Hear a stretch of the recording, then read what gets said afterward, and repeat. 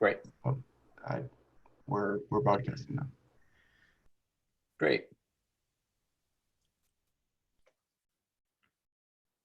Good morning and good afternoon, both in Washington, but also in Europe, Brussels, Kiev as well. Right now, I know participants are joining. We're just the way that the Zoom chat works is it brings individuals on one by one. And for this event, we have close to 300 participants who signed up. So we're just going to give it a moment until we get everybody into the Zoom virtual event. And so we just ask everybody to hold on just a minute or two. I can see the numbers sort of picking up as people start to join. So we're looking forward to your participation today, and we'll start in about 1 minute. Thank you.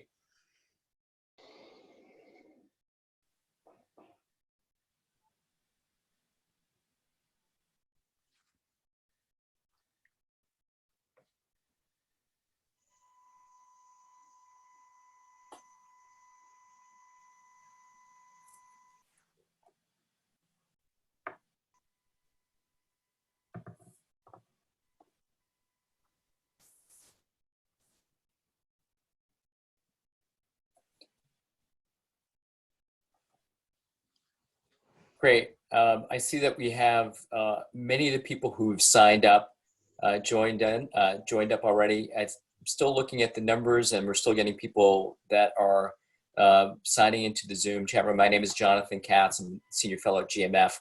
I'm going to start this off in just 1 minute.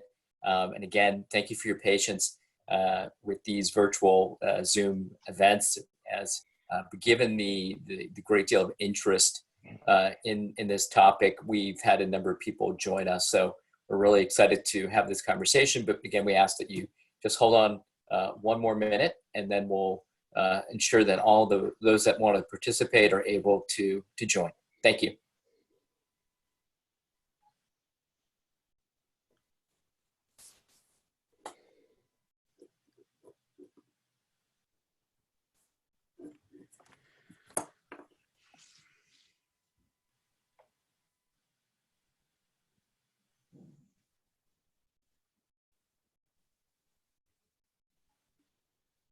Okay. Well, why don't we start then? I want to welcome everyone to the Transatlantic Task Force on Ukraine's.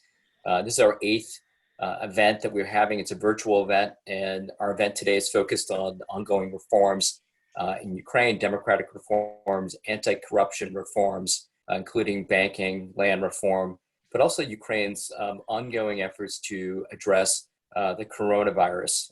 And we also want to place a special emphasis at this time on the transatlantic relationship, Ukraine's transatlantic relationship with the United States, EU, and other partners. And so my name, as I mentioned earlier, I'm Jonathan Katz, and I am the Senior Fellow at the German Marshall Fund, and I also direct GMF's Frontlines of Democracy initiative. I also co-chair the Friends of Ukraine Network's Democracy and Civil Society Task Force. I want to express first my appreciation for our partners in Washington who are supporting this effort, and in Brussels and in Kiev, including RPR, US-Ukraine Foundation, and also my colleagues at GMF in Brussels. And also really just a big thank you to our speakers and participants for joining virtually today. These are unsettled times, and I hope everybody who's participating is safe, and we share our best wishes to everybody that they keep healthy in this moment. But this is really for us to have this event today is really important. There remains a great deal of interest both in Washington, Brussels, and of course in Kiev in the ongoing reform efforts. And this week, I'm really looking forward to getting to our speakers, which they'll be introduced soon, including those from the RADA, but also those from civil society who are following closely and are actively engaged in some key reforms this past week that will have an impact on Ukraine's ongoing efforts with the IMF, but also with key partners that have been tracking these reforms over the last several months. So this task force was set up in October 2018 to directly connect U.S. policymakers, European policymakers, with their counterparts in Kiev, but also with Ukrainian civil society and other experts. So we really appreciate everyone joining us today. And first, I just want to do a couple quick housekeeping rules. One, want to let everybody know this is an on-the-record event, and we'll post the video of the event after we finish. Second, I just want to say we're going to have all of our participants who are joining will be on mute. You can see us on video. We can't see you. When we get questions, and we'll have a question and answer period that will come up after our speakers in Kiev are done, we're going to ask that all of you use the Q&A function on Zoom. I'll explain this later again, but the Q&A function will allow you to ask a question directly. Just on the run of show, again, we'll start here in Washington, and then I'm going to turn it to my colleague in Brussels after we speak here, but then I'm also, after Brussels, we'll then turn it over to Kiev. So first and foremost, I want to bring in my co-chair and colleague, Orest, who is also here in Washington, actually in West Virginia. But Orest, can you please join us? And I know that you had some opening thoughts and comments. So over to Orest. Thank you, Jonathan. My name is Orest Chkivsky, and I am co-chair along with Jonathan of the Friends of Ukraine Network Task Force on Democracy and Civil Society and vice chairman of the board of directors of the U.S.-Ukraine Foundation. Let me join Jonathan in welcoming all of you, and especially our speakers from Kyiv. It's so important for us to hear from you at this critically important time. Let me just share three quick thoughts regarding U.S.-Ukraine relations at this time. Number one, Ukraine still has a strong reservoir of support in the U.S. The impeachment scandal, as damaging as it was, did not erode longstanding bipartisan support for Ukraine in the U.S. Congress and among the national security and foreign policy establishment, especially regarding Ukraine's struggle against Russian aggression. And one key manifestation of this to me was legislation that was adopted late last year in December at what was really the height of the impeachment scandal that was very supportive of Ukraine regarding assistance, both military and non-military, as well as the Nord Stream sanctions. So that's perhaps the good news. Having said that, number two, with this horrible pandemic, we could see more of a turning inward in the United States. For example, US government spending $2 trillion so far, and there'll be more, to fight this coronavirus has significantly increased the national debt. And this debt already was at historically high levels, highest since World War II. This, I fear, could lead to less involvement in the future by the US with international affairs, including less spending for foreign assistance. And this will also, unfortunately, could very well affect Ukraine, notwithstanding that Ukraine is relatively high priority with respect to US foreign policy. Number three, notwithstanding the pandemic and its possible impact, Ukraine needs to continue along the path of reforms, especially in the rule of law and anti-corruption area, as challenging as that may be in these troubled times. But sometimes challenges provide opportunities. At a minimum, there should be no rollback of reforms, and COVID should not be used as an excuse to unnecessarily curtail civil liberties and democracy. At this time of all times, the government needs to engender trust, like all of our governments do. So to conclude, serious concerns here in the US with last month's government shakeup, as well as other signs of stalling reforms, may now be somewhat alleviated by the Rada's passage of the historic laws earlier this week.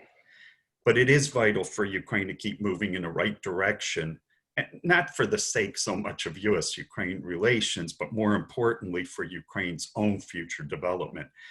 I look forward to hearing from our distinguished speakers, and with that, let me turn it back to you, Jonathan. Thanks. Thank you, Orest.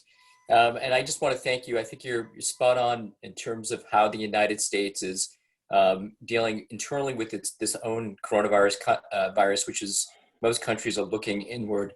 But what I'm seeing is that there's still some announcements recently of support externally. And the one thing I do know is that people, even in the midst of this challenging moment, are really in Washington on a bipartisan basis, are still looking carefully at what is taking place domestically in Ukraine, not only the response to the coronavirus, but the new laws that have been passed. And so I would think, and you're seeing this, I think it's very important that in the fog of coronavirus, backsliding of democracy is not something that will be overlooked.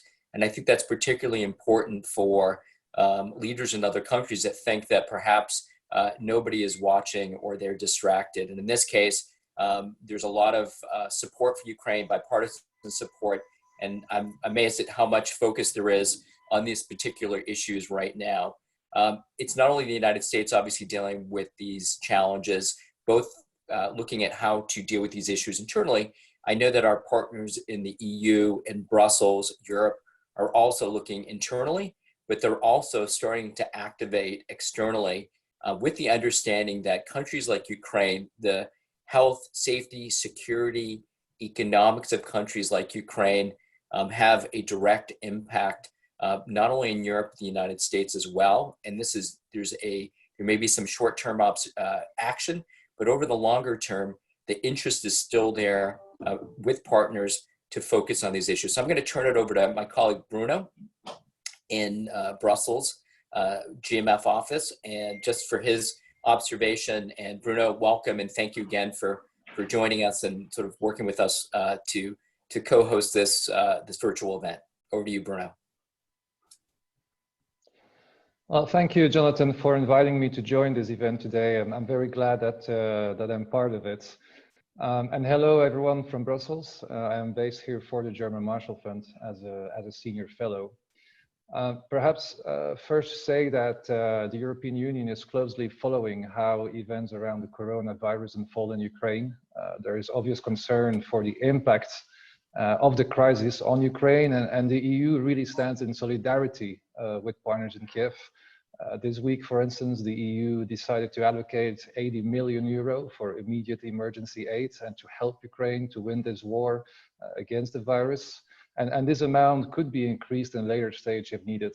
So, I just wanted to give that info to start with.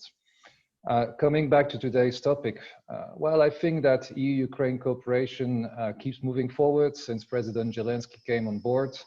The EU lost no time starting to work with the government in the pursuit of a broad and ambitious reform agenda, including the implementation, of course, of the EU-Ukraine Association Agreement, which is the bakermat of that relationship between Europe and Ukraine.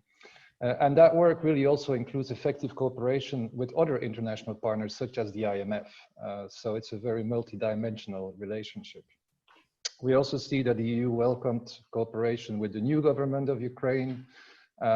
But when the team came into power, Brussels was very fast in underlying its expectations for continuity and to really keep the reforms on track. I think that was an important message that was given.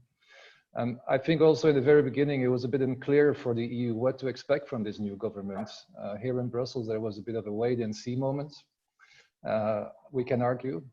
For instance, it didn't really help to ease perceptions, here at least in Brussels, when Ruslan Ryabotchkavka, the former prosecutor general, was dismissed early March. Behind the scene, this raised quite some concerns. But it looks now like everything has been smoothed out, and the EU and Ukraine seem to have found, again, their modus operandi. I think it was perceived as a particular positive signal that the Ukrainian parliament adopted in first reading the bank law that bans the return of nationalized banks to their previous owners.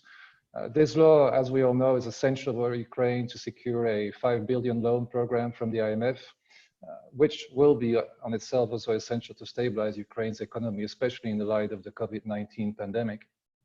From European perspective, from EU perspective, this is important, this is vital. The EU is heavily invested itself in supporting the Ukrainian economy. Billions of euros have been poured from EU budgets into the country. So the EU priority is really to make sure that Ukraine's head stays above the water. And Brussels sees the IMF deal as an integral part of that story.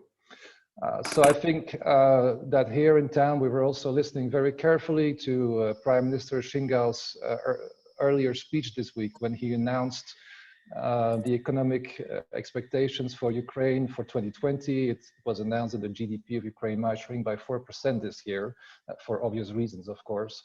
But again, I think that reinforces the EU perception that the IMF loan is of strategic interest and an inclusive part of that relationship between Europe and Ukraine.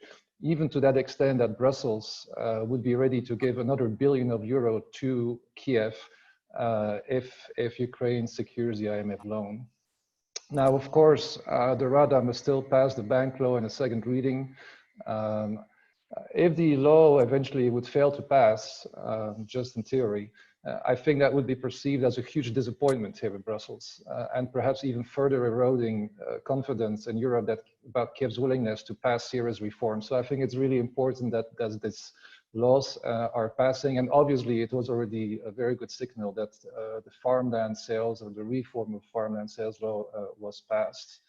And last but not least, just maybe 30 seconds more, I also want to flag that the European Commission recently put forward a proposal for its new policy objectives of the Eastern Partnership beyond 2020. Rule of law, environmental action, and digital transformation constitute the main pillars on which the EU wishes to build its future relationship with its Eastern neighbors. Ukraine is making progress in all these domains, but there's also still much work to do.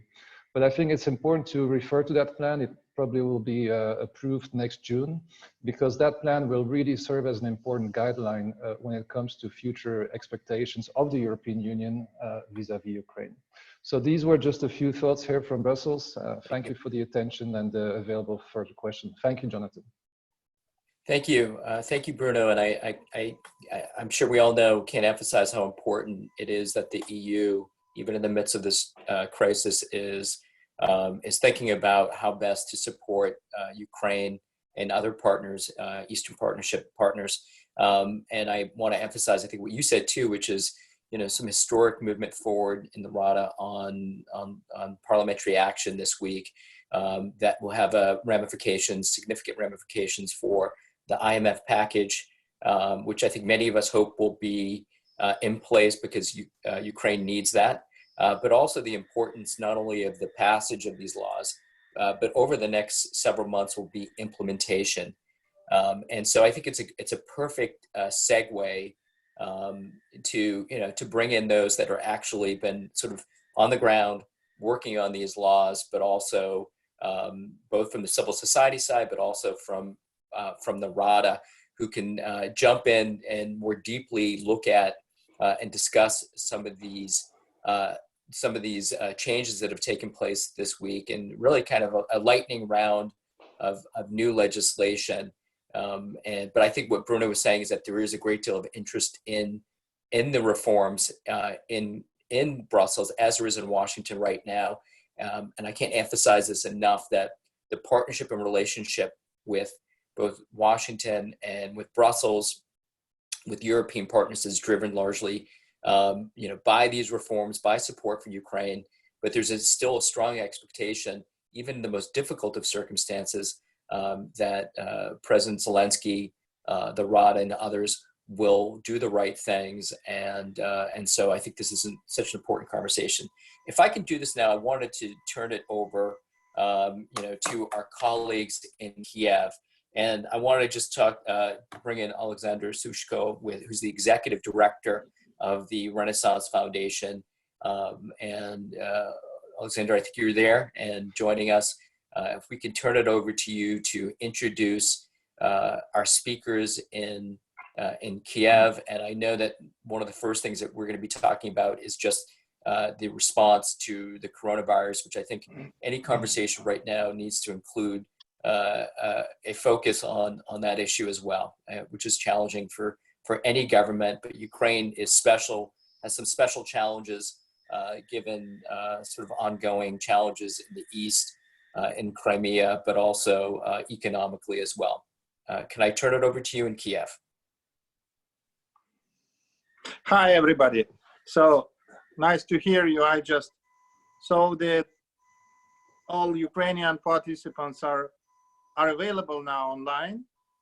And this is a big pleasure to me to talk to you today. This is a extraordinary time, extraordinary challenges. And we see how difficult it is now to consolidate all the available resources in a legitimate way, in the right way to meet all these challenges, to respond. This is, Ukraine is certainly faces multiple challenges, and certainly the coronavirus now is number one, which is with its overwhelming effect over the economic stability and also with a big potential impact on the political stability as well. And at the same time, we have our long-term conflict with Russia. We have difficulties in the sense of economic stability, but also we have some political uncertainties, as just few weeks ago we have a new cabinet of ministers in power. There are obvious signs of differentiations within the ruling party, Sluga Narodu, and there are debates about the priorities.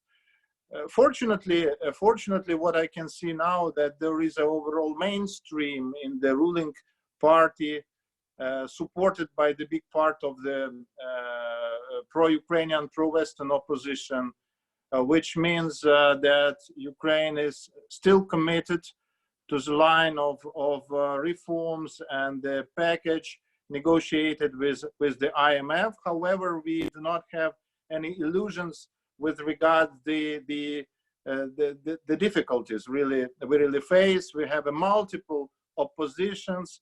We have a strengthening voice of those who are trying to derail Ukrainian reforms path, as well as Ukraine's European and Western commitments. And certainly coronavirus crisis is one of the instruments which may be used also to weaken pro-Western constituency in Ukraine, and maybe to make Ukraine less committed to this strategic goal.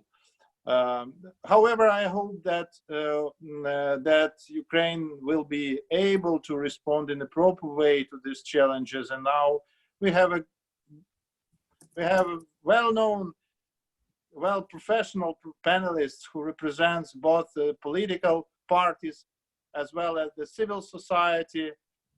And I would like to ask, first of all, Volodymyr Kurpita, who is known as one of the authors of Ukrainian healthcare reform, and who invested a lot of time to this reform and a lot of efforts, who was recently the chair of the public institution, Public Health Center, if I'm not mistaken with its title.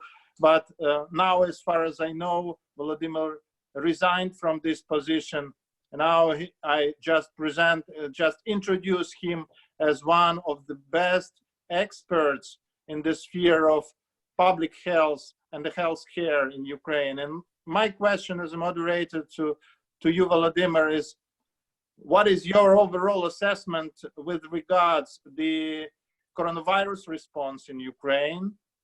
To what extent we may at least hope for to avoid, to escape from the most negative scenarios we may face in this pandemic crisis? And the second question is a bit broader. It is more about the healthcare system of Ukraine and the reforms which you were championing just recently, and you are one of the authors of these reforms. What is your assessment of the status quo and on the perspectives for the immediate and the midterm future of Ukrainian healthcare system. Volodymyr, the floor is yours. Thank you. Thank you very much. Good afternoon, Kiev and Brussels, and good morning, Washington. Have you heard me? Yes. Yes. Good to go. Good. So, of course, Ukraine facing the same challenge with the coronavirus pandemic as the whole world. And every day we observe the changing of figures and the changing of data presented by the Ministry of Health. As of today, we do have the 800 confirmed cases and 20 confirmed deaths. Out of them, the majority of cases are still mild. There is also the people who require the intensive care and also put on the mechanical ventilation. So when the first case of coronavirus was officially confirmed by the Public Health Center on March 2nd, so these 800 cases exactly happened during this March time. When we talk about the country response, it started on the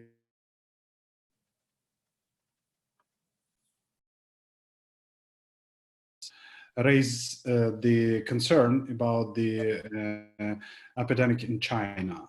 And since that, there are a lot of the movement and communication, especially in media, which reflect the changing of the world statistic. What I can say, what is the good things and what is the real gap? So when we look at the main pillars of the country response, let me start with coordination. As I mentioned before, since the beginning of the January, the country tried to organize such type of coordination. At the moment, we do have a task force, which is good.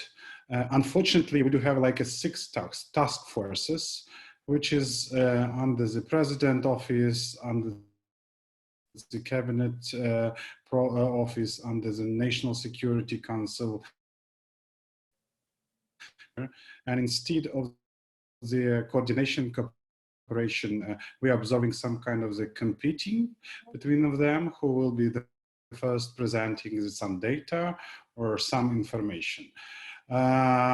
This increase the fears and increase the misunderstanding in the society in general. I hope that the situation was affected also by changing in the cabinet in general. And also during that time, we had like 3 ministers who changed the position. So the new minister was appointed recently, and we still are waiting for his statement and his explanation how the country will follow up with the upcoming epidemic.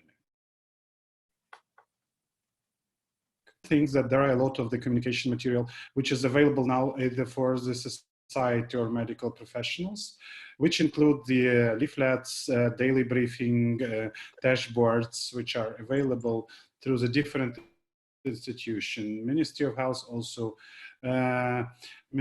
established a Telegram bot, which is sending the messages to the population.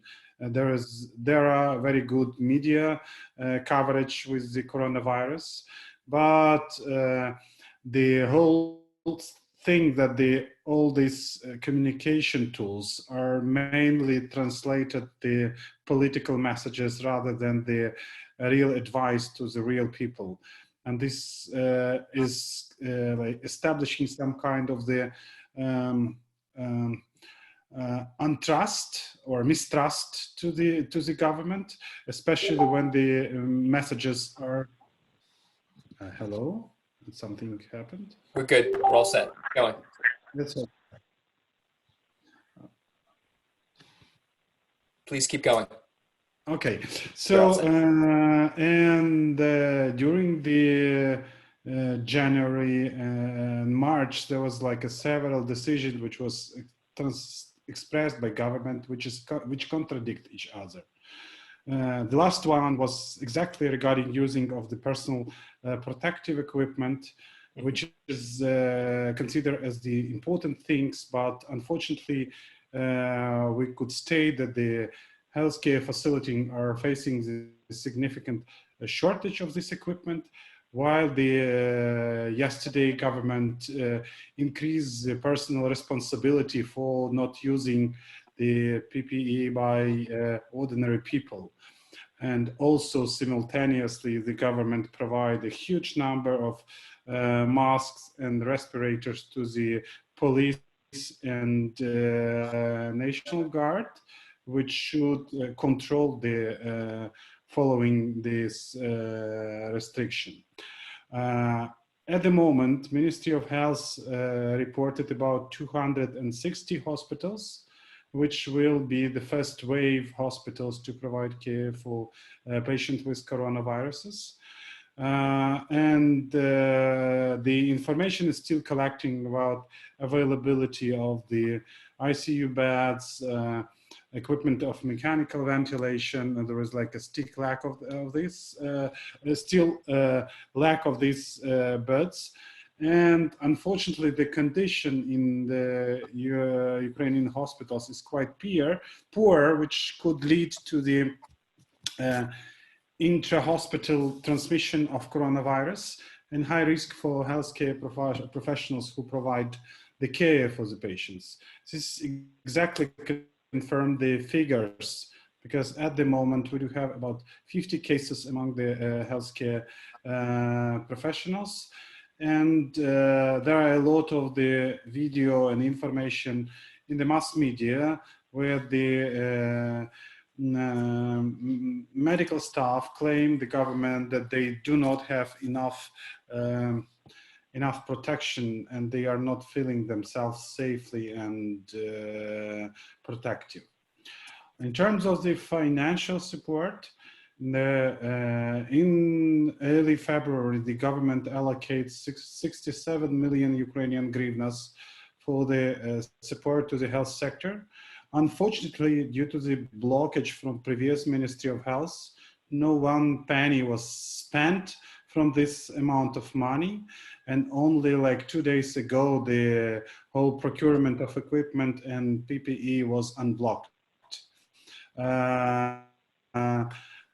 Simultaneously, Ministry of Health sent additional request for about 100 billion Ukrainian hryvnias for the support of the health sector. But unfortunately, this is under the was not confirmed yet, because this required changing or reallocation in the national budget. And as we know, the parliament is pending the official approval of such kind of reallocation. Yesterday, the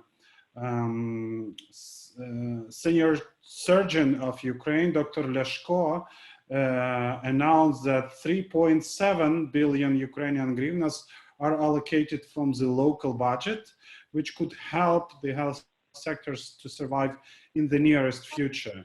But for when we talk about the long-term journey, which exactly is the case for the coronavirus, this will not be enough. And of course, there's like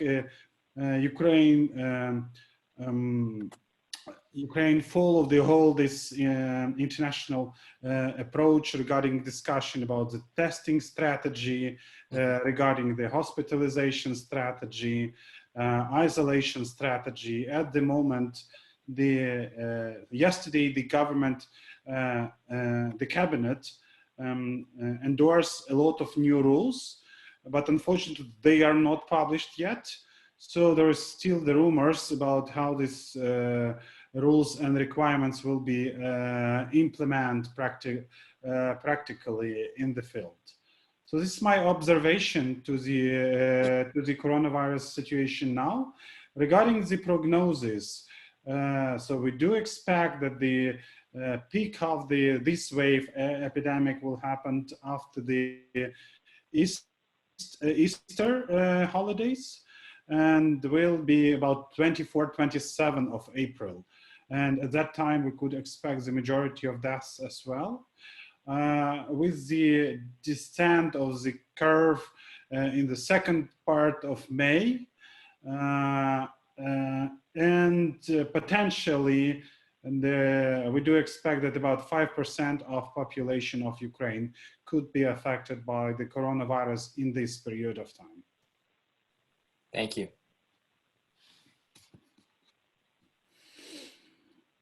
And then another question was with regards to Ukrainian health, the prospect of the healthcare reform. We understand that this is an extraordinary circumstance, and with the second big phase of the reform coincides, unfortunately, with this crisis, coronavirus crisis, which make it even more difficult to expect a fast success. So what's going on in this sphere? Is it really possible to expect some specific decisions, for example, to postpone some part of the reform as some people speculate, or even under these circumstances, there is still possible to continue with the schedule which was approved before?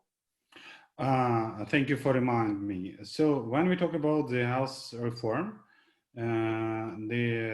on yesterday, exactly on April 1st, the second phase of the health reform is started, which is aimed at improving the financial and quality management, financial issue and quality quality issue on the hospital level of care. Because like in 2018, it was started for the primary health care only. There was a lot of the speculation regarding the health sector reform, this phase, but finally, those speculation was bring by the previous Minister of Health, Professor Yemets, and it was not officially approved, and so the health reform already started as was planned. But the government already made some changes to the initial plans. For example, they continue the contracting of hospitals not from the National Health Service directly, but from the through the regional authority, which is very similar to the current situation. But there is some progress. And the second one, because of additional resources required for the coronavirus, that's why the Ministry of Health should reallocate some money for coronavirus response. And this money was exactly taken out from the hospital sector. So because the situation is changing every day, we could assume that the government could either to continue the same approach or to excuse and suspend the reform in the next few months when the situation will worsening. And I hope the second scenario will not be implemented, but we should take into account such possibility as well. Regarding the public health sector, unfortunately, due to the pandemic, there was a speculation regarding the restore of the Soviet SAS, which is some kind of the controlling and investigation agency, which is very in line with the current approach of the President Zelenskyy office about strengthening the controlling function and decreasing decentralization process in general. So let's see what happens. It's too much depends on the epidemic, how long it will continue, and how many people will be affected.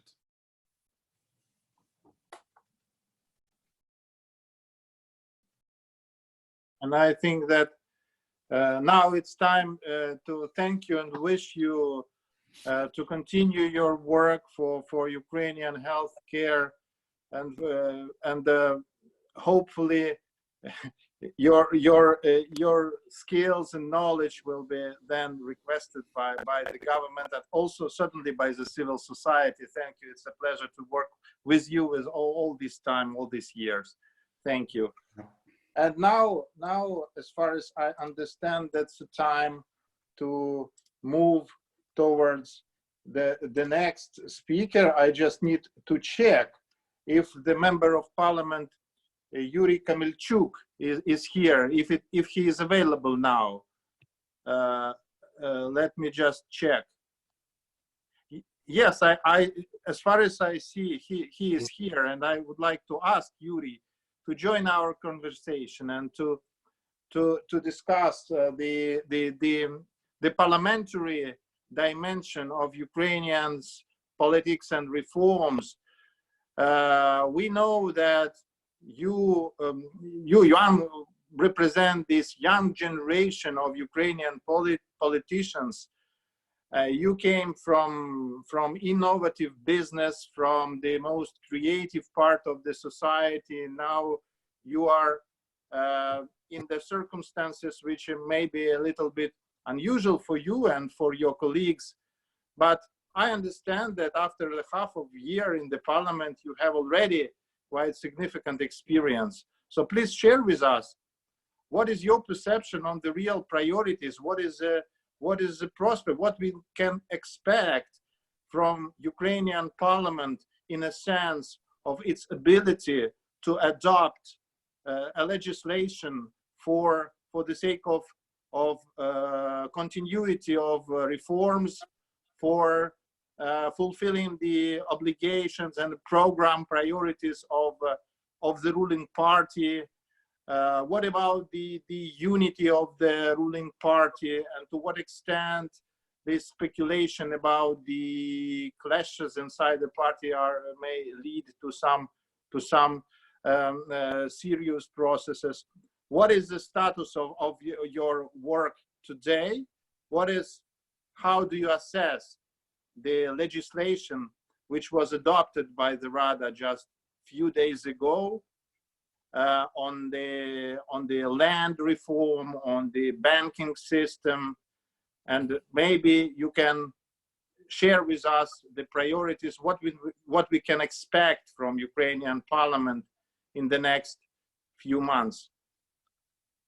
Please, Yuri, floor is yours.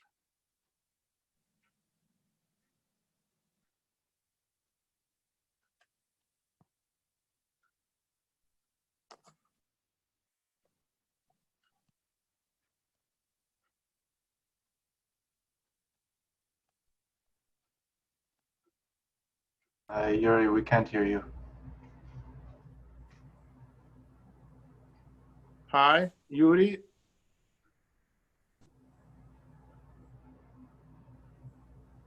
I think we heard him. Yuri?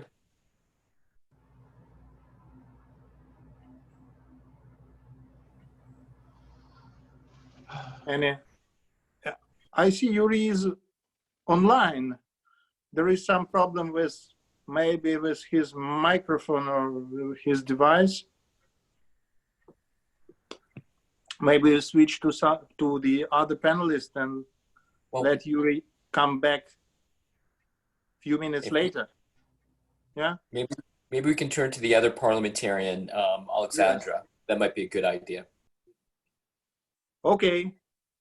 I just asking Alexandra Ustinova, are you here? Can you join us now? Sure. Okay. So let me just the video, so not to disturb people. Hi. Hi, Alexandra. Just briefly introducing you this. Alexandra is also a newcomer to Ukrainian politics. She came from the civil society. She came from this well-known anti-corruption community, from the Anti-Corruption Action Center recently, and so she also worked for some other civil society initiatives. We know Alexandra as a good expert also in the healthcare, and she works a lot, as far as I know, in the healthcare committee of the Rada. Now she is constantly fights with the attempts to reverse Ukrainian healthcare system to the past. She struggles against the forces of revenge, some corrupt forces which may certainly try to derail the achievements of Ukrainian healthcare reforms.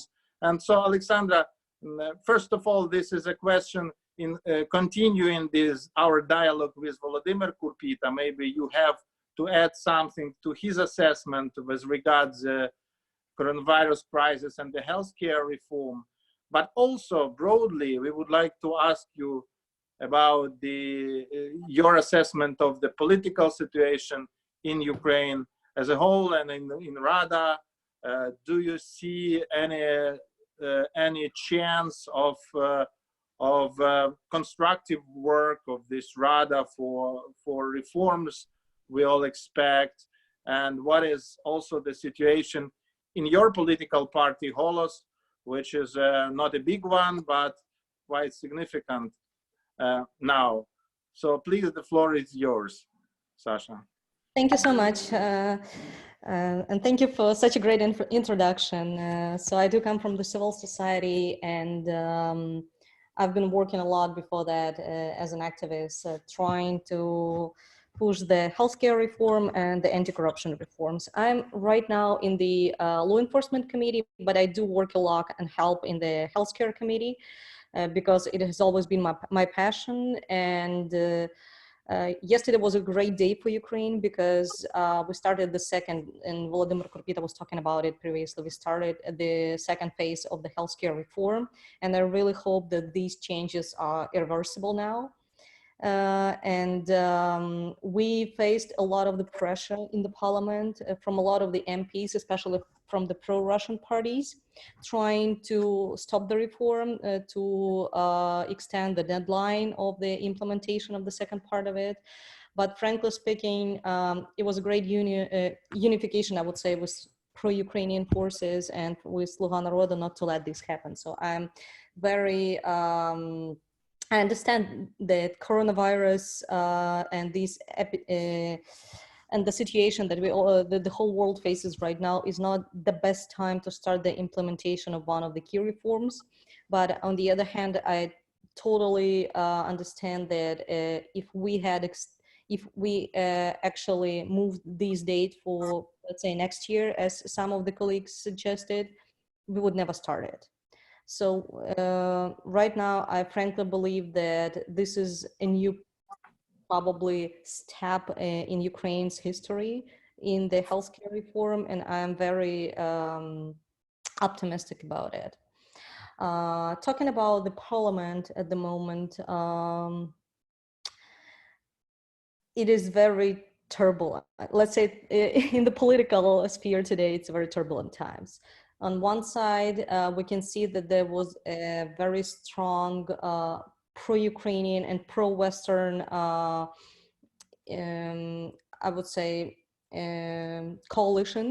2 days ago, when the land reform was voted and the so-called the anti-Kolomoisky law, which is the bank bill, was voted in the first reading, and basically it was. It clearly showed that pro-Ukrainian and pro-Western forces have the majority in the parliament, because there has been a lot of discussions previously about the pro-Russian forces and them trying to turn us from the Western countries back to Russia. And frankly speaking, the resignation of the General Prosecutor Rябошапka and the previous government was one of the first steps in that direction. But the latest voting in the parliament showed that the oligarchs, especially Kolomoisky's influence is still probably overestimated, and voting for the bank bail and for the land reform was a clear evidence for that. I really hope that the Ukrainian parliament will pass on in the second reading the so-called bank bill, which will clearly forbid Mr. Kolomoisky to get back any kind of compensation of the bank or Privatbank bank back, and that would show Ukrainian dedication and Ukrainian Parliament willingness to cooperate further with the Western forces, with the Western partners, and especially with the IMF. I also understand that that the last few days has been very turbulent, not only for the parliament, but also for the presidential administration. We had a few huge scandals, corruption scandals evolved, and right now there is no reaction yet from the presidential administration, but I really hope it will follow, because otherwise we as MPs would have to push hard to make this happen, because there were a few scandals and a few videotapes released about the brother of the head of the presidential administration basically selling places in the top state enterprises for people, and there has been no reaction from the president himself. If we talk about the anti-corruption reform and the law enforcement reforms that had been started by this government and this parliament already, I can say that we see a clear, unfortunately, step back in the prosecution reform, and the judicial reform was totally blocked. But on the other side, the anti-corruption court has started its work in September, and I really hope we will see the first results of its work in, well, we were supposed to see it in, we were hoping to see it in spring, but again, with this coronavirus, everything is changing and being extended. So I really hope to see the first results, and the first top corruptionists, I would say, ended up in jail and in summertime. I don't know if anybody is, so if people are interested to hear more about our party, because I don't think there's something to discuss. We are clearly in the minority, but we do strongly support any pro-Western and pro-Ukrainian bills in the parliament. We did not support the budget, which was supposed to be voted 2 days ago. And this budget was supposed to help Ukraine fight the coronavirus, but frankly speaking, we do not support a lot of the cuttings that we saw there, and we totally understand that the budget deficit that already that we can see already in this budget will be much bigger than expected. That's why we sent it back to the government to work more on this budget. The other bills has been supported even though we had been in the minority, because we totally understand that the land reform and the banks and the bank bill are the key demands not only from IMF, but they're essentially needed for the Ukrainian society. Thank you.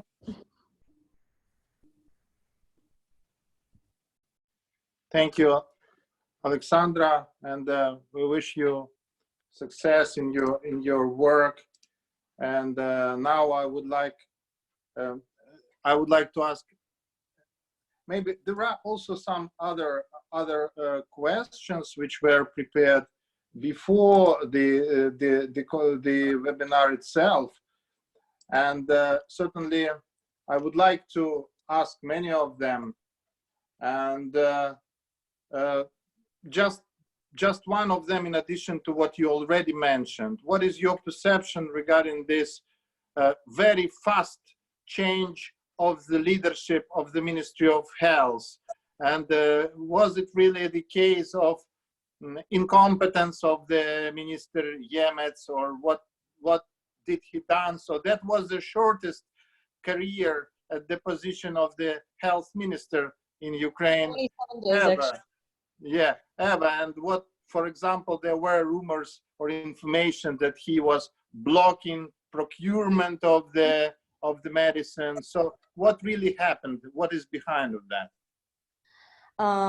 So frankly speaking, our party was one of the forces who was demanding the resignation of the previous Minister of Health, Professor Yemets. I cannot judge him as a doctor, but he definitely failed as a manager, as the head of the Minister of Health. Within the 3 weeks that he has been in the position, Ukraine has done zero procurement for the coronavirus. And when I say zero, I mean zero state procurement to fight the coronavirus. The majority of the procurement were blocked because, as you know, Ukraine has passed, 5 years ago, Ukraine has passed a very successful bill that all the procurement of the medicines should be done through international organizations, and it helped Ukraine to decrease prices up to 40%. And we still use international organizations such as UNDP or UNICEF or Crown agents to do the procurement for Ukraine. And Mr. Yemets did not want to sign any of the documents for these international organizations to start the procurement. I revealed the documents proving that it was his personal decision, and one of the reasons he did not want to sign the documents to start the procurement was accusation of corruption. There were a few scandals a few days before all these documents became public, that he wanted to remove the head of the state enterprise that does the healthcare procurement as well, and to appoint his own nominee there. This, therefore, there was a huge scandal around this, and unfortunately, the local governments had to support the healthcare clinics and the hospitals because basically the national government and the healthcare ministry failed to do that. So I was very supportive on his resignation. I'm still looking forward to the new steps of the new Minister of Health, Mr. Stepanov. He is not related to anyhow to the healthcare system. He used to be a governor of one of the regions, and well, he has a medical background. He studied in the medical university, but that's it. He's not anyhow related to healthcare system. So I'm really hoping that at least the management process will be successfully launched. And as long as I know, after the scandals and after the resignation of Mr. Yemets, the procurement process has started, and Ukraine should receive the first protection for healthcare workers within the next 2 weeks. And for you to understand, this is a huge issue, not only for Ukraine, the protection of the healthcare workers, but in Europe as well. As I know, there has been a very strong, there was a case in Romania, for example, when some of the biggest clinics had to be shut down because the majority of the healthcare workers and the doctors were infected by the virus. We already see the same happening in some regions in Ukraine who could not provide themselves the protection for the doctors, and the state government failed to do that. That's why this has to be the first priority for the government, and we as MPs are pushing it hard because if we do not protect the healthcare workers, there would be nobody to save Ukrainians. Alexandra, thank you. And now I was informed that Yuri Kamelchuk is already online. He is ready online. He is ready to speak. Let's try Yes. the microphone. Do you hear me? Is it okay? Yes, yes. So Okay. Representative, I already introduced you, so I will not repeat it. Thank you. So floor is Okay. yours. Okay, thank you. I prepared some thoughts. My English is not so perfect like Alexandra, but let's try. Dear friends, colleagues, experts, my name is Yuri Kamelchuk. I'm a member of parliament of the Servant of the People fraction, a member of the Energy and Utilities Committee, deputy member of delegation of Ukraine to the Parliament Assembly Council of Europe.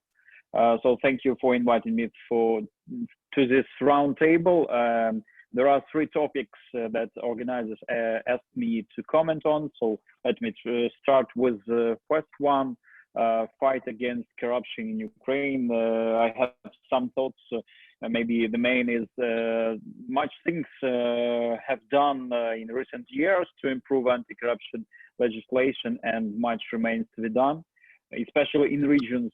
It's a job with mindset of ordinary people. They must believe that working and living in Ukraine can be done without bribes and schemes. The task for parliamentarians is to perform a controlling function to all levels and respond to new challenges and maybe adaptation of old system. That's what I'm thinking about. Another theme is about banking law. We already discussed it. I think it's a good bill because now banking system will be under state control.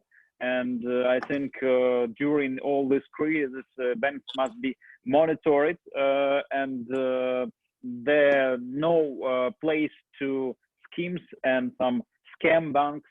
So because of dozens of banks were fiction, and we feel it during the 2008 and 2014 years, this years. So I think now it can be better, and the risk not to continue cooperation with IMF now is gone. So it's good that we already voted for this bill. About land market opening, I think we don't need to discuss too much because it's some historic achievement since many years. And now I think everybody in Ukraine can have his own right to have this asset and to decide by themselves what to do with it. So in this moment, I also want to thank all partners, international partners and Ukrainian partners that make all these advices and those patience maybe to Ukrainian reforms. Alexander, you asked me also about priorities, expectations, and abilities, and about unity of the servant of the people fraction. So let me tell about priorities. I think priorities only two now are the main. So it's a coronavirus. So how to prevent not so much ill people in Ukraine, have to make our system more safely, yes, and also we have some exam with the second phase of medical reform during this.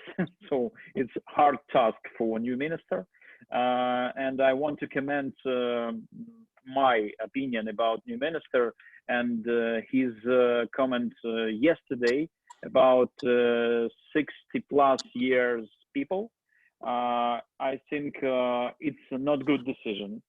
So maybe I have some disappointment about this proposal of him to make some isolation for those people, because I think they have no possibility for good psychological health when they are isolated from other people. I think the state must make some I forgot this word, sorry. I think the state must to protect people, not only isolate, must to make more how to protect, to make medical care for those who are ill now, not only stop everything.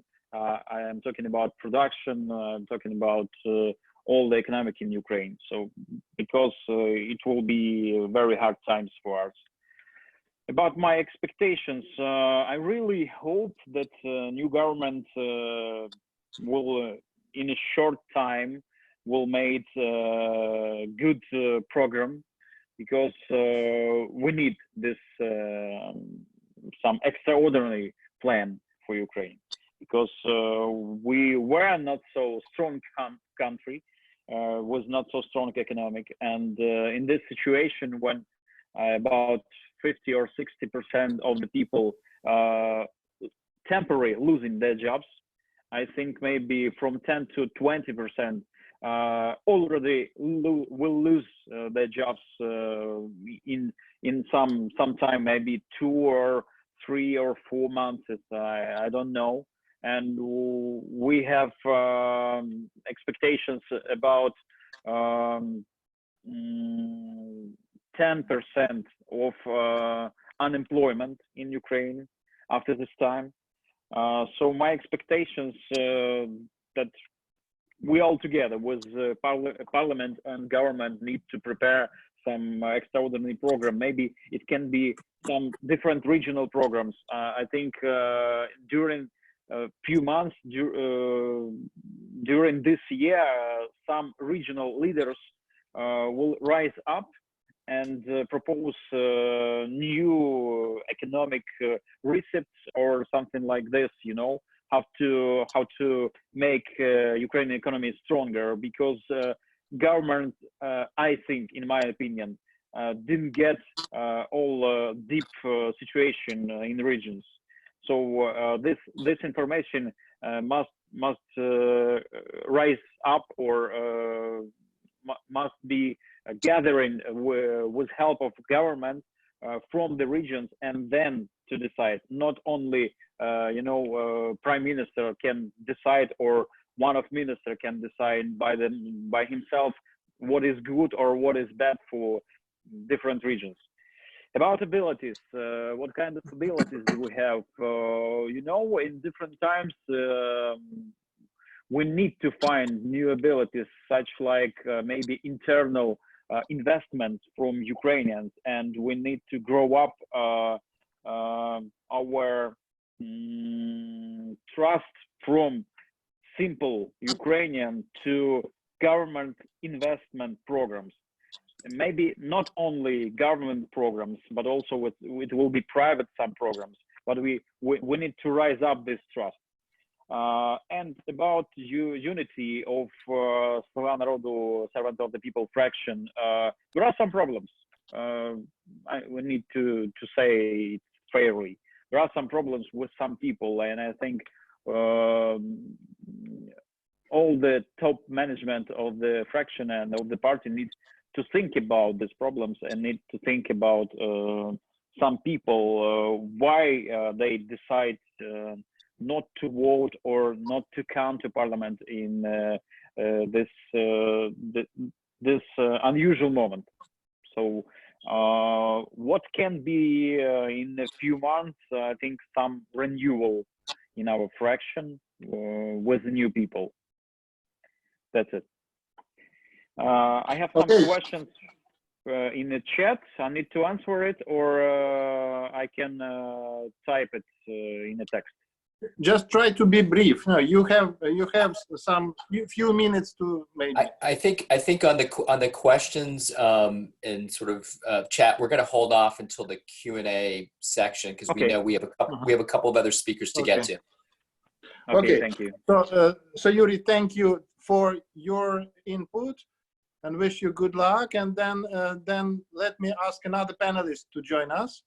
I ask Daria Kalinyuk from Anti-Corruption Action Center, is one of the most well-known Ukrainian civil society organization dealing with countering corruption, with lots of achievements and lots of ambitious plans. So Daria, please give us your assessments where we are when it comes to the countering corruption. Can we say that Ukraine at least ensure some progress as compared with the past years? Can we identify some major achievements of the recent months? And what is your expectation from the year ahead? Sure. Hello, everyone. Can you hear me? Just checking the connection. Yes. Very well. Very good. So usually in Ukraine, there are so many events in 1 month that usually it happens in other countries in 1 year. But in the last month, we had events which probably happen in 10 years usually. So what did we have during the last month? We had change of the government. We had change of the Prosecutor General of Ukraine, a good Prosecutor General of Ukraine. We had decision of the Constitutional Court of Ukraine, which decided that judicial reform introduced by President Zelenskyy is unconstitutional. We had release in media of a secret protocol signed by head of the presidential office, Andriy Yermak, with representatives of DNR and LNR, the occupied representatives of the occupied territories in Donbass. And this secret protocol was kind of a hidden bomb in Ukrainian society. A lot of people, including myself, they were protesting against such a move from Andriy Yermak, and we assess it as a move towards getting closer to Putin and giving up the national interest of Ukraine. And then the pro-reform group of MPs emerged in the Sluga Narodu party. So about 30 to 50 MPs from Sluga Narodu signed a public message, a statement opposing the behavior of the head of the presidential office. So, and I will come back later to this pro-reform group.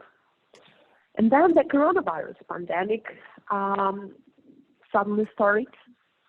We have changed one health minister, then we changed a new health minister just appointed.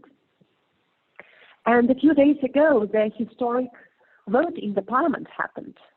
The vote for anti-Kolomoisky law, which prevents the return of the private bank to the oligarch, and the land reform law, which Ukraine was waiting for decades.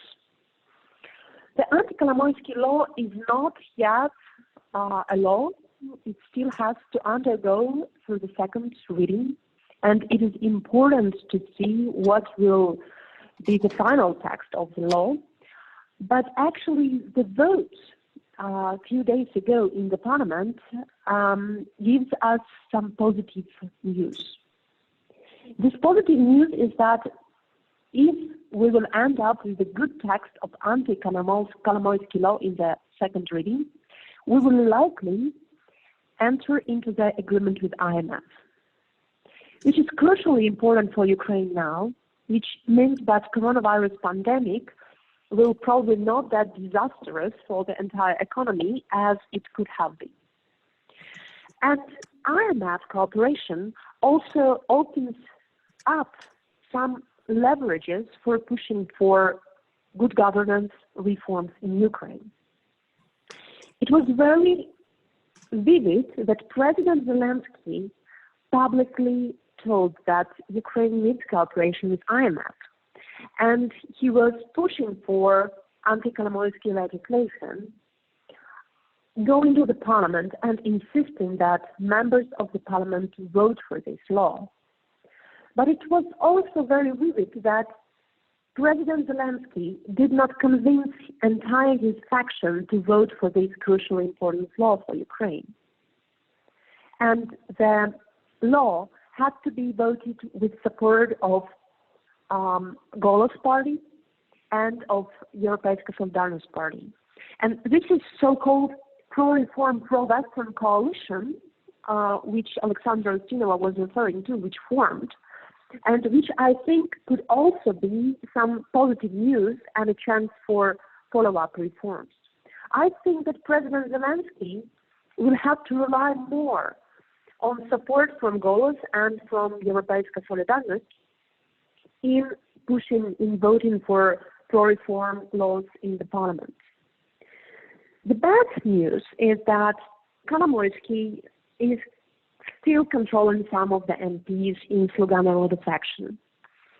And most likely, he will start attacking President Zelenskyy through various media capacities which he has. So there will be more and more very direct contradiction between this oligarch and between the president. Most likely the ratings of the president, the popularity of the president will be decreasing. And It probably will drop significantly by October when the local elections are scheduled. What kind of warring situation we have in the law enforcement and judicial bloc? We have absolutely incompetent Prosecutor General of Ukraine, Ms. Venediktova. It's good that she is a woman, the first woman Prosecutor General, which I like, but she absolutely unprofessional, and she is absolutely dependent person. The Prosecutor General has to be independent, but Venediktova is somebody who will implement whatever decision is needed to oligarchic groups or to some politicians. And unlikely she will continue the reform path of the Prosecution General, which was started by Ruslan Rябошапka. We already see indications of the rollbacks in some crucial investigations, including in the investigation of Katerina Gandyuk murder. The prosecutor in that case was removed, and the father of Katerina Gandyuk was publicly complaining that in the moment when there was a progress in this investigation, the prosecutor changed, and they are very worried that it will be the end of the hope for justice. The police and Arsen Avakov, he is increasing his power, and coronavirus is empowering him even more. The good thing is that despite Avakov was insisting on the state of emergency introduction in Ukraine, he didn't manage to push that through the president and through the parliament of Ukraine. I think that Ukrainians would not accept that kind of decision. Arsen Avakov will be increasing his power. And Arsen Avakov has a group of MPs whom he controls in the parliament. And those MPs did not vote for the IMF needed laws. Despite that, President Zelenskyy was insisted these laws to be adopted. Judicial elites. This is another very interesting thing we have in Ukraine. I have mentioned the Constitutional Court decision which decided that judicial reform of President Zelenskyy is unconstitutional. We have read that decision. It is absolutely against the common sense and the rule of law. We see that the Constitutional Court in Ukraine, which represents itself the corrupt judicial elite, is simply abusing their powers in order to protect entire judicial corrupt vertical.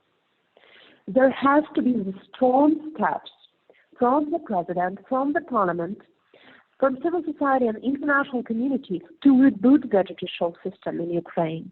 And unfortunately, the new law will be needed to be voted. So I will probably end it here.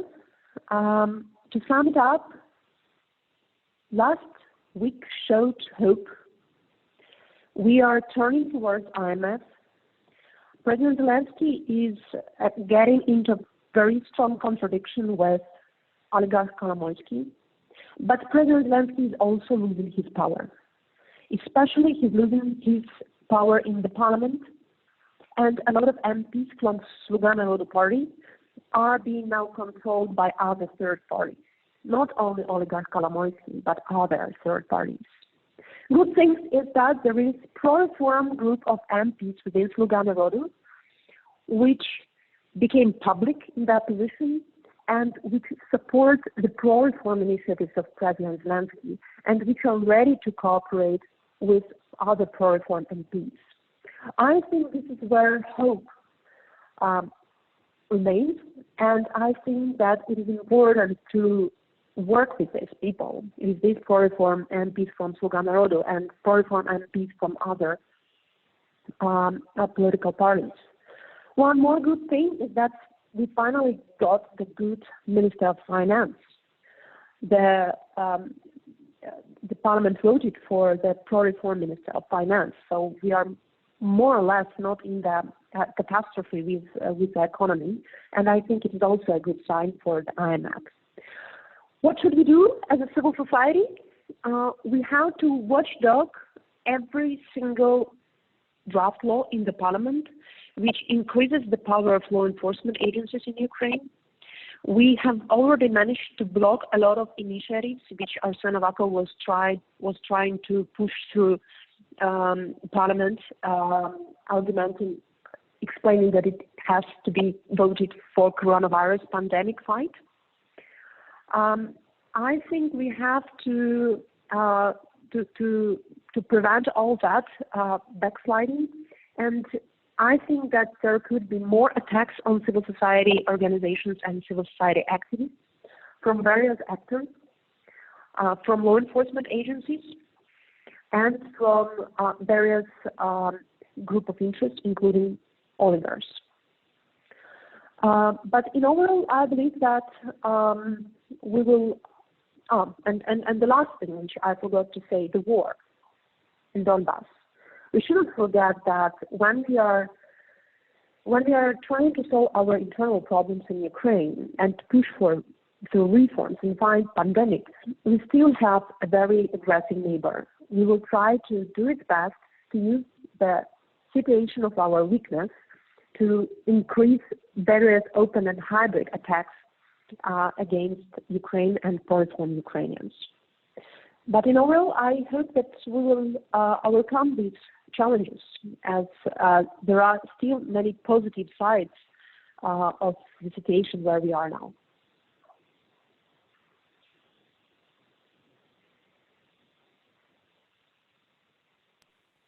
Hello, I had to end this. Daria. Thank you so much. Really, you gave us a comprehensive view on what's going on, and certainly there is a big controversy when it comes to the current appointments and the removals of people from, especially in law enforcement.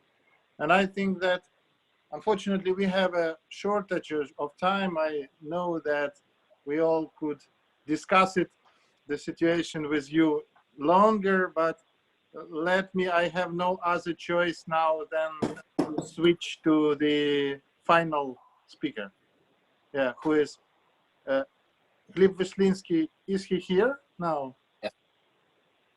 So I asked Gleb Vyslinsky to join us. He is a known expert in economics and development.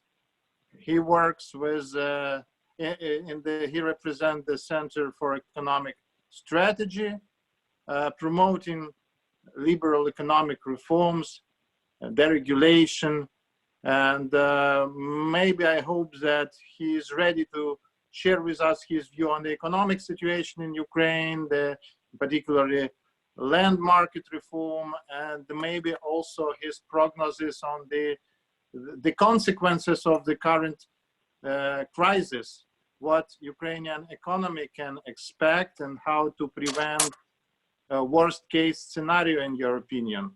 So please, Gleb, floor is yours. Thank you, Alexander. Yes, we have an economic crisis in Ukraine that will inevitably start and is inevitably starting now. And it has the same sources, the same determinants as crises in all other countries that are affected by coronavirus. And generally, we believe that the government forecast of GDP decline in Ukraine of approximately 4 to 5% is absolutely reasonable in the base case scenario when we have quarantine measures by the end of in effect in place by the end of April, and then economy will start to gradually restore to the former operations. However, in the generally rather unsupportive external environment, we understand that in many countries of the world there will be economic repercussions for a longer time. Just like a few hours ago, there was the new data on unemployment claims in the United States that for the last week were over 6 million such claims in the United States, plus 3 million last week. So it means that the government had, like the government in the broader sense of Ukraine, had to return back to the IMF conditionality that was like put somehow on hold before this corona crisis started to unfold. Colleagues before spoke a lot about decisions that were made by Verkhovna Rada early this week, including the banking laws, which was the key issue for the IMF program in Ukraine, and it was really the most important for the IMF because it showed whether the government is really interested in making like all stakeholders equal, or it will still continue with this oligarch influenced policies. Like, we hope that this law will be passed in second reading early next week, and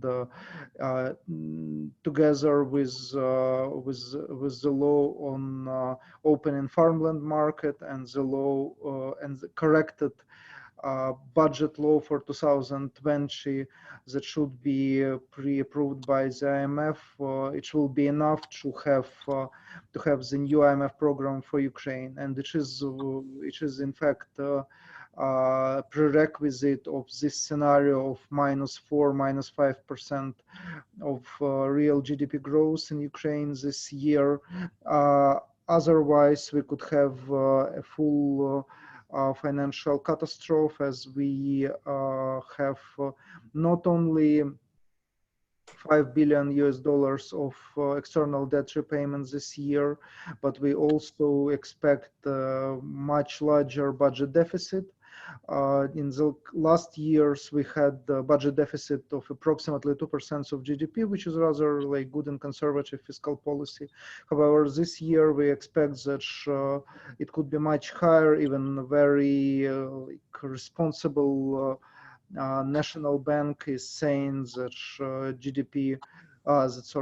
budget deficit could be up to 8% of GDP this year, and it could be up to 8% of GDP this year because of decline in tax revenues, because of economic decline and quarantine measures, and certainly expenditures could also be much higher because of additional healthcare expenditures, because of expenditures on unemployment benefits, on social assistance, etc. So we understand that like having IMF program is the only scenario for Ukraine, and like this conditionality should be fulfilled by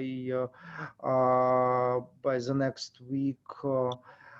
The latest, as in May, we will have the first big wave of external debt repayment, including $1 billion repayment of bonds that were issued under the state guarantee of the United States, and not repaying these bonds will be a very good idea.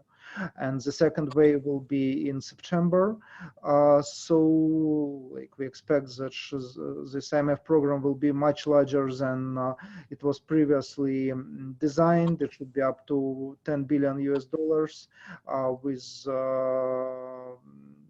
that should be front loaded for this year, like end of April, and then the second tranche by the beginning of September, to help going on with external debt repayments, and also financing additional expenditures and budget deficit in this and next months because of fighting coronavirus.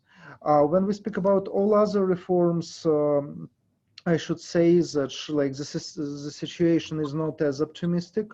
Like we certainly will have no large-scale privatizations this year, and when we are thinking about all other reforms that are needed for Ukraine, we understand that it is a very big problem that was also discussed previously by colleagues, with a very low management capacity, with very low capacity of the new government, both on political level and also lack of time and lack of other resources because of fighting coronavirus. So they do not have both time and experience and capacity to think about like something more sophisticated and to think about like any reform initiatives. Moreover, unfortunately, the situation was made even worse by this last minute decision to amend the land reform that will resolve the issue of human rights and will allow Ukrainians owning farmland plots to sell this land to other Ukrainians. However, the design of this market till the beginning of 2024 will not allow to have faster economic growth and more investment, and like having this open inland market as a trigger for the stronger economic growth in Ukraine generally. So now everybody is just speaking about like trying to fight this crisis without the minimum impact of negative impact on Ukrainian businesses and employees. However, without very significant changes in the government and like without having the strong strategy of going forward, we will not have anything better than we had in the previous years, that were like rather slow growth of up to 3%, which is to 3.5%, which is not enough for Ukraine. And unfortunately, like with the current government, signs are not good. Like they generally mostly think about like the same as their colleagues in the parliament about things that will not work, like industrial policies and other like hands-on approaches that usually in case of Ukraine just end in corruption. Thank you. Thank you, Cliff. And with this, I just return my moderation to Washington, if I'm correct. Yes. So please take Mike back, and thank you from Kyiv for this opportunity. Great. Thank you, Alexander. Thank you for the moderation, and also to our speakers. Just a ton of information. And again, I'm sorry that we don't have even more time to pull out and dig deeper into some of these issues. But I did want to, I know we have a number of questions, and we're going to try to get to as many as we can. And one of them was coming in, asked the question, and I know, Yuri, that you want to respond to, which is, the question was, the Ukrainian state urgently needs the next tranches by the IMF and other partners. Would the vote for the banking law and land reform law have been similar without this need for money? And I think it's a good question, because I think even here in Washington, and I'm sure this was the case in Brussels, and I'm sure amongst what I was reading from civil society organizations back in February, March, that the government may not have moved quickly to pass these laws. So maybe, Yuri, you could answer that question, but also if we could, Alexandra, if you want to weigh in as well, what was the decision, what was the reasoning behind this?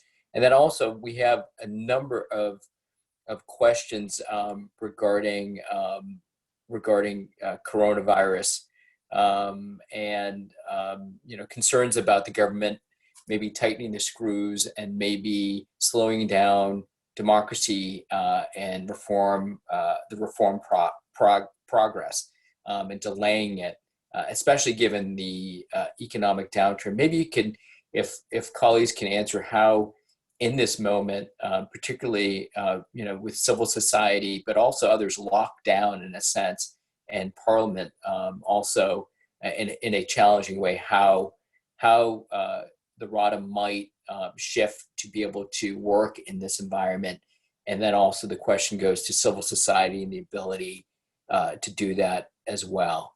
So maybe we could start with those two questions, and then we'll ask some more. But if we could go to Yuri to answer the first question, and I know you've already answered that you would like to respond.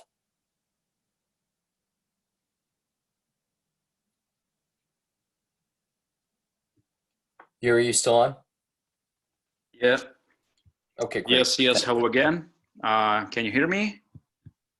Yes. Yes. Okay. So what was the question? Ukrainian state urgently needed to next tranches by IMF and other partners. Would the vote for the banking law and the land reform have been similar without this need for money? I think the voting will be the same. Maybe it will need more time to collect those votes, but I think decision will be the same. In this situation, when it was no time to decide or to have some doubts, that's why so many people decided to vote for these reforms. That's my answer. Alexandra? Yeah, go ahead. Yeah, sorry. Frankly speaking, I don't think without the IMF and the coronavirus, it would be the same, because we had been going through the second hearing in the parliament with the land reform for at least 2 months in a row, and the changes had been submitted by all the fractions, and the last changes that we saw the day before the voting were totally different. So Sluha Narodu did listen to, was going to negotiate and compromise some of the amendments just to get additional votes because they're really needed for coronavirus and IMF. And secondly, about the banks,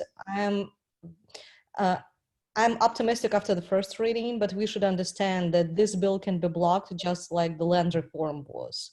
So basically, you have 4,000 amendments that takes up to 2 or 3 months to go through.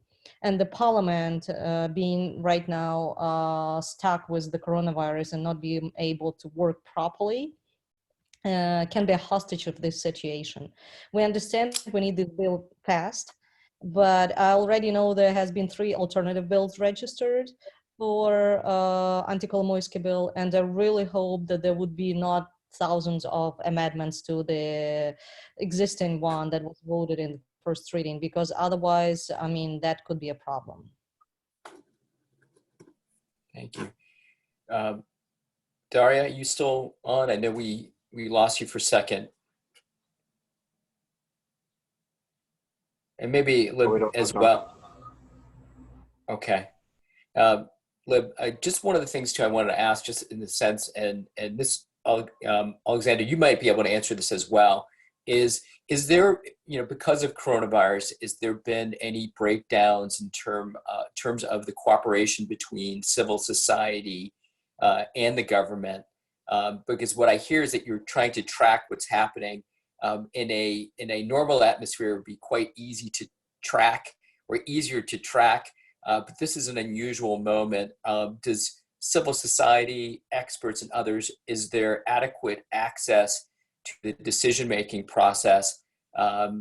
One could understand that the government has to act quickly in this moment, but at the same time, it could be a much more difficult challenge for civil society, or the media, or others at this moment, to track what's happening, to ensure that whatever is being voted on, as Alexander just mentioned, there's multiple drafts. So just curious, from the civil society side, how are you approaching this? Is there a need to, for strengthening that type of civil society government cooperation at this moment?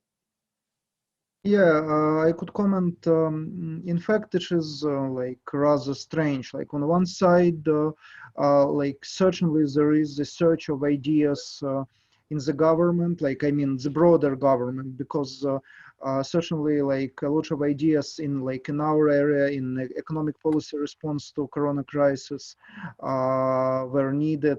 However, like I should say that like we see a very big difference between like this like I could say post-Euromaidan generation of politicians and civil servants and like those new people who emerged on this scene after Zelenskyy came to power, because like mostly we still like have requests and we are like we have in our different discussion groups on like coronavirus response, on corona crisis response related to the economy, those people from the government who are of this Euromaidan generation who remained in different branches of the government, and they want our ideas, they use them for draft laws, and the same goes both to executive power and to the MPs. So it's a rather interesting phenomenon. However, like what I should say for sure is that we have a very big interest to our opinion in the media. Just yesterday I got data for media monitoring of our activities. Like we had number of mentions in the audience of those pieces where like our think tank was mentioned rising threefold by compared to March to February, because there is a very big need of independent expert opinion on what is going on in the economy.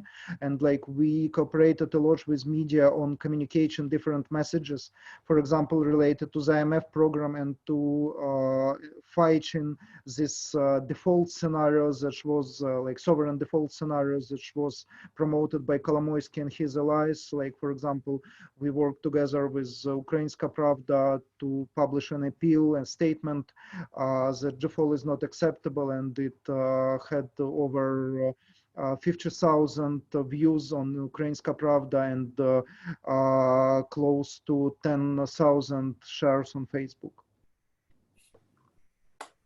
Thank you.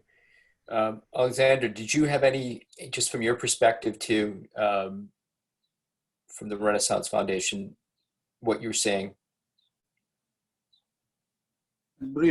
Let me just add briefly to that. Certainly that's it's a controversial reality. So I cannot say it's a honeymoon. It's far from the honeymoon between the government and the civil society, because the government is not homogeneous, and there were lots of different people there, and it's not easy to identify the workable channels of cooperation. Usually the dynamics inside the government and this speed of changes is sometimes very, very fast, and we have already discussed it. And there are many cases when some channels of cooperation were established, but then the certain official was removed from his or her position, and then that was destroyed. So there is a lack of productive and constant channels of mutual cooperation, as I see. And I see that there is a growing criticism on some, maybe even some negative emotions on both sides. So sometimes civil society is already irritated by how the government operates and acts. And on the governmental side, there is a lack of trust towards the civil society. And that's unfortunately because of the moment is really crucial, and there is an obvious need of cooperation. And certainly there are centers of initiatives in the civil society who trying to revive now the energy of Maidan, the energy of voluntarism, especially when it comes to the assistance and the aid to medical staff, to doctors. There is a big rise of initiatives on the grassroots level to help Ukrainian society to survive under these pandemics. And certainly there is a, further I would say, there is a need of such a cooperation. So it may vary on many things. It depends on the local authorities, their openness.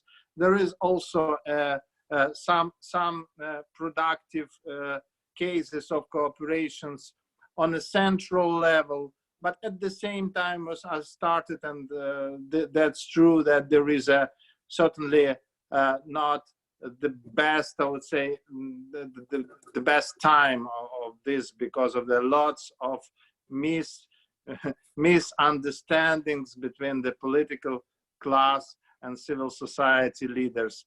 So certainly there is a controversy, and I hope that the civil society will be able, as it happened in 2014-15, to mobilize itself in order to really contribute to the countering of pandemics, because as you already mentioned, that the government is not well prepared, and the medical system is not well prepared to that, and there is a need for civil society activism. And that's an open question, if this crisis will open a new opportunity for the civil society engagement with the government. I would be in favor of that, but my expectation is very careful as for now. Okay. Thank you. I wanted to turn to Alexandra. I know who wanted to If I weigh may, since I have an activist background, there are a few very important issues that I'd like to draw attention to. First of all, yes, right now we have a rise just people help soldiers. Right now, everybody is trying to save the lives of the healthcare workers, providing them with everything needed from masks to gloves. But if we talk about the government and the cooperation, we should understand that the government is not solid. And for example, there can be, for example, cooperation in the economic sphere, but I can see very negative tendency, and that's what Daria was telling us previously from the law enforcement agencies. I as an MP can see a lot of the I would say pro-Russian scenarios and pro-Russian motives being used right now, both in the parliament and by some people in the government as well. So if you know, in Russia, they have a special bill that all the activists are being called the foreign agents. Right now, unfortunately, I can see that a lot of the MPs pick up the new word for Ukraine called Sarasyata, which is everybody who is somehow related to Western, whether donors or any kind of Western help, are being associated with Soros. And this is, and it has nothing to do with whether like Soros Foundation or the or any other foundations. It's just being used in the negative meaning to, I would say, to draw attention that these people are protecting the interests not of the country, but rather of the, I don't know, somebody Western who is playing some political game. And it undermines a lot of what the civil society is doing. And this is totally a pro-Russian, it's exactly what Russia used to do, I would say 10 years ago when they started all these attacks on the civil society. And unfortunately, I can see especially, because first of all, I could see these words being used by the pro-Russian forces in the parliament, like the opposition bloc. So they were the first one who started claiming that certain MPs are related to these so-called Western donors. But now anybody who is somehow trying to protect the pro-Western scenario or support the need for the collaboration of IMF is being discredited by not only pro-Russian now, but some of the forces, even I can see in Sluha Narodu or in the government, being claimed to protect, I don't know, the State Department interests, but not the Ukrainian one. And this is a very, for me, a very scary thing that that might lead to very negative attitude towards the civil society. Thank you. Mr. Kapita, did you want to weigh in? I saw a hand raised. I don't know if that meant you wanted to. Yes, Okay. I exactly want to share which was expressed by Alexandra, that at the moment the civil society is observing as a source of humanitarian aid rather than a real partner to the government. And this is exactly the issue which should be raised very much, because when we talk about some human rights issue or the changing to the constitution, which is upcoming, changing of the general policy, this is the area which is more and more become close to the government without any possibilities from the civil society to join. And it's also created a lot of concern and the challenges for the anti-corruption organization, especially when we observing the reaction from the presidential office to the scandal regarding to Mr. Yermak as the head of the presidential office. I think there are a lot of the question which is now not related directly to the coronavirus, but it could be affected by the coronavirus.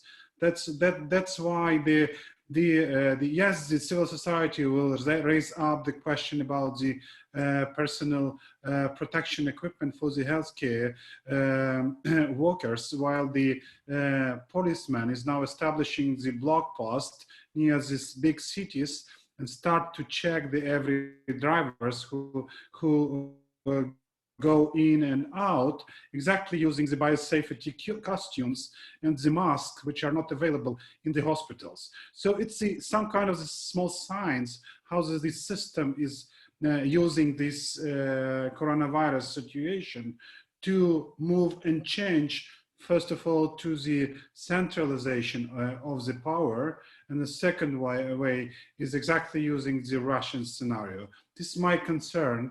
And yes, we probably need to raise this. I'm very much doubts that the whole progressive issue which was achieved after Maidan could be lost at the moment because of coronavirus. Thank you for that. That last point is particularly important. While I have you on, there was a question about where is Ukraine receiving external help from to fight coronavirus? Is anything coming from, we see a propaganda effort by Russia, China, where is that support coming from? And what would be the most acute needs for the United States to provide Ukraine, in United States or Western partners? What's needed? Maybe I will try to answer.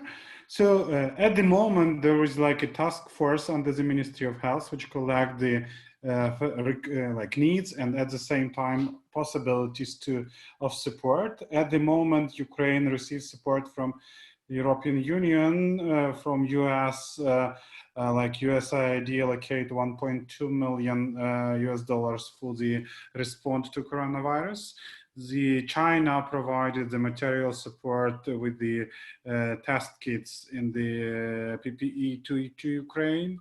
And there are a lot of the individual and philanthropic assistance which is provided by many people at the moment. But this is once again will cover only the like short gaps which exist in the next like few months. But when we talk about the long run, it's require more funds and more resources. Also, yesterday, the former minister Uliana Suprun requested Elon Musk to support with the intensive this mechanical ventilation equipment, and I hope this is exactly the possibilities for Ukraine to assist. And yes, and in terms of the technical assistance, I would maybe ask about the some issue of the modeling of the situation and introducing the exactly mathematical model which will give us the answer when this epidemic will be stopped, and what is the durability, which will not only affect the health system but exactly economy. Thank you. Thank you. We're up at the end of our time for the task force virtual event, and I think ending on the challenge of coronavirus in Ukraine is telling. And what I hear is that there's so many unknown impacts going forward as to how this will impact both reforms, change politics internally in Ukraine, a great challenge on the economic side, some positive movement forward, but also some real challenges to civil society. And I think what I hear is maybe a disturbing trend of disinformation or attacks on those that continue to push for reforms, addressing anti-corruption, and want to keep Ukraine moving on its Euro-Atlantic track. And so I know there was a number of questions that we couldn't get to today, and I apologize and really appreciate those that have stuck with us during this event. Thank you to our speakers, both from the RADA, speakers from civil society, Alexander also for your just great job at moderating, from Kiev. The task force is going to be continuing to hold regular virtual events, but also will be weighing in on some of these key reforms and needs of Ukraine.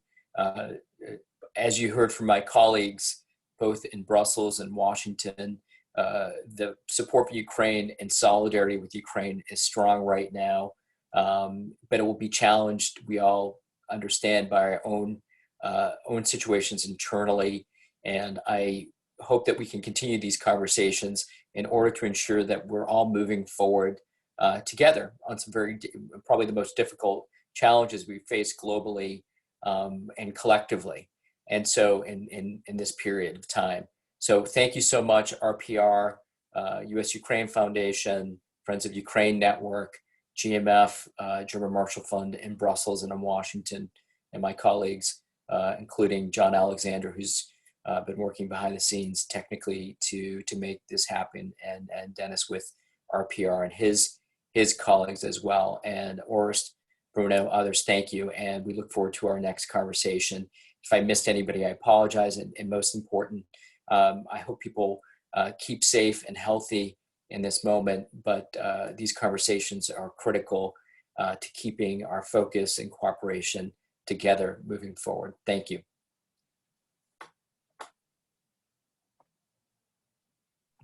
Thank you.